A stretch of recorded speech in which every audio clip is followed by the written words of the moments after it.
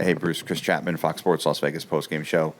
You guys seem to have all the momentum, 3-1, and then you give up a shorthanded goal. Nick Watt takes a penalty. Just it seemed like the game kind of changed at that moment. What did Dallas do differently after that they were able to take control of the game? I don't think they took control of the game at all. I didn't see it that way. They did score the shorty, so that certainly gave them life. After that, 4 minutes of penalty kill right after that. I'm not sure they got a look at the net. Maybe one, maybe. Third period, they had one on-net chance. It went in. So it's one of those games they were opportunistic. Would have been good if we could have extended the lead at 3-2 after the penalty kill in the third. But they're a good defensive team too, right? So they're going to limit what you have. And then overtime, obviously, they made a great play. They got a great save and a breakaway first, and then they made a great play where we got caught duplicating on going on one guy, and that's it. But I just look at it as they were opportunistic in the third. We didn't try to go in a shell. We weren't risky. They scored on their chance. That's hockey some nights, and that's where you need a save or defend the rush better, one or the other.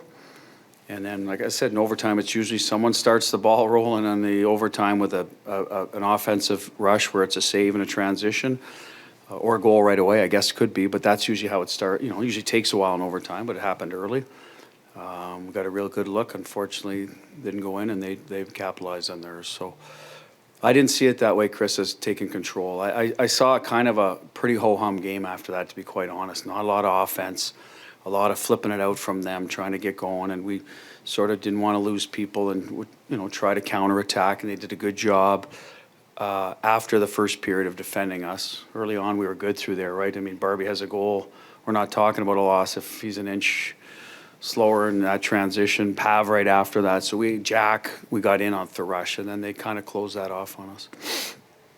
Late in the game, final 2-3 minutes, you had Brett Howden, Jonas Rondbjerg, and Raphael Lavoie out there. I know you didn't even get to see Raphael Lavoie in training camp. So just what did you see from him, maybe from that first shift until having the confidence to have him out there with the game on the line in the final few minutes? Well, it's tough for him. They got scored on the first shift, right? A bang-bang play in the right spot, a little late reacting to it. It happens. But after that, I thought that line had good energy. Had some of our offense. It just got their shots blocked, it looked like, or couldn't quite get them through. So I thought they were doing a good job forechecking, getting pucks back. Didn't seem like they were in a lot of trouble.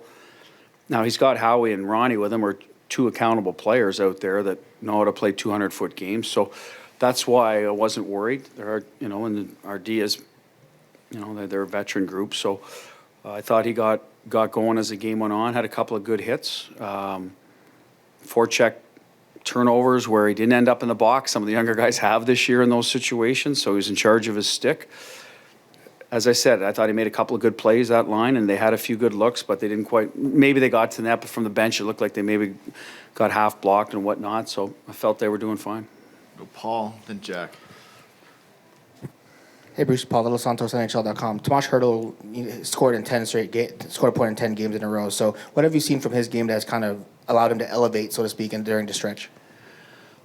Well, he's playing with more confidence. He's back in the middle of the ice, and I had discussed that with him, that it was a learning curve for our centerman. And so he was playing with Nick, I think, and Coley for a while when we had when Carly came back, and I don't know if maybe Schwinn was I forget how it played out. But anyway, we moved him to the wing, and then we lost some guys in the middle. He went back in there. He's done a good job. He's closed really well. Some of the things we talked about, would be his responsibility. He's really taken to heart and done a great job with it. I think he's getting screwed on his plus-minus every night, unfortunately. Some tough goals he's on the ice for, but he's really, I think, doing his job, being accountable to his position. So I think that's helped him. And then, maybe the chemistry's starting to grow with the line. The power play has always helped him, right? He's getting his touches there. So I think that's it, just a product of getting more comfortable in playing with us and playing his game, and knowing that.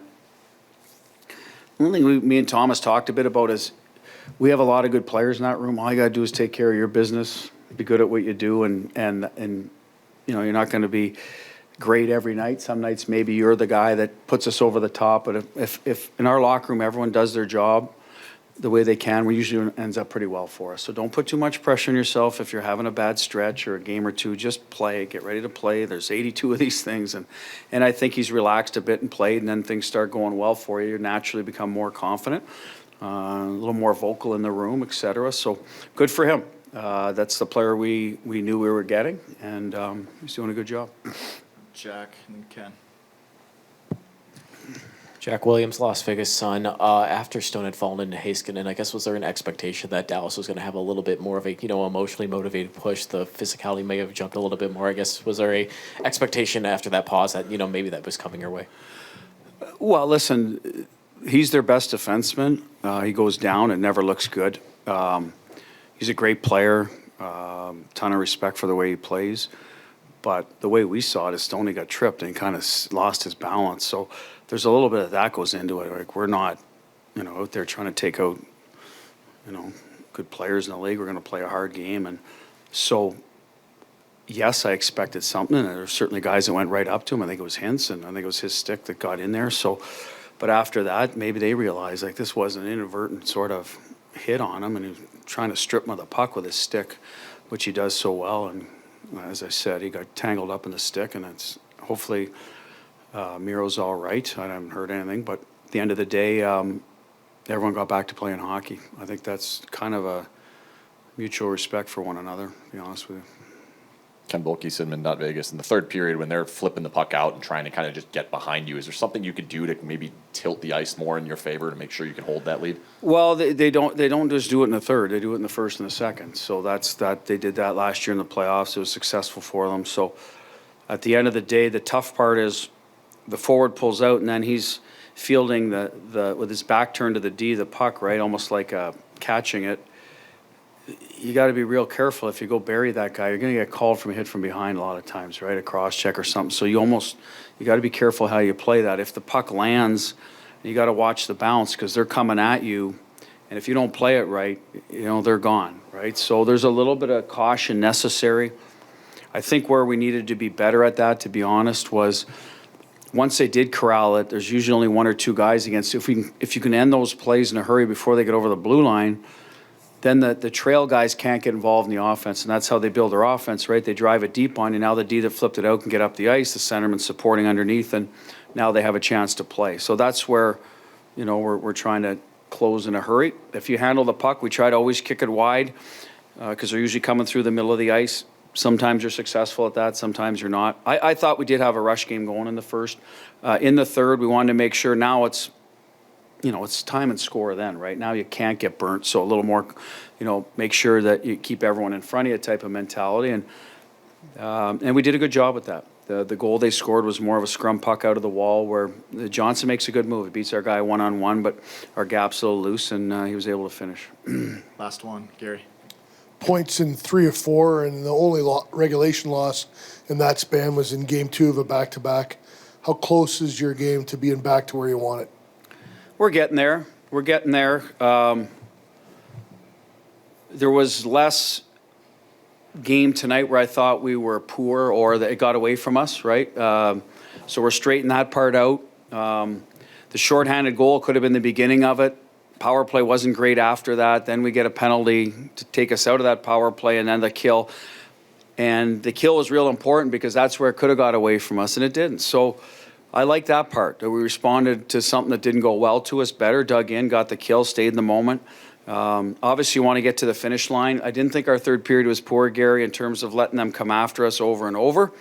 As I said, they made a play and scored on it. Otherwise, a couple of looks in the power play that were tipped wide where I thought our coverage wasn't bad. They had the bumper tip from Ben that was off net, and that's it. So better. We're getting there. Where we failed tonight is when you're up 3-1, the killer instinct a little bit. But that's a good team over there, too. I mean, we almost came back in their building. They'd probably say the same thing the other night. They got the big save with 5 seconds left. So they would have been saying the same thing. So you got to remember, it's two good teams going at each other. So, yes, Dallas on the road, Florida, Dallas. To me, these are two of the better teams in the National Hockey League, and we're right there. And that's a positive, and that's encouraging. So now we got to sort of take that forward going into the break here. Thanks, Bruce. Thank you.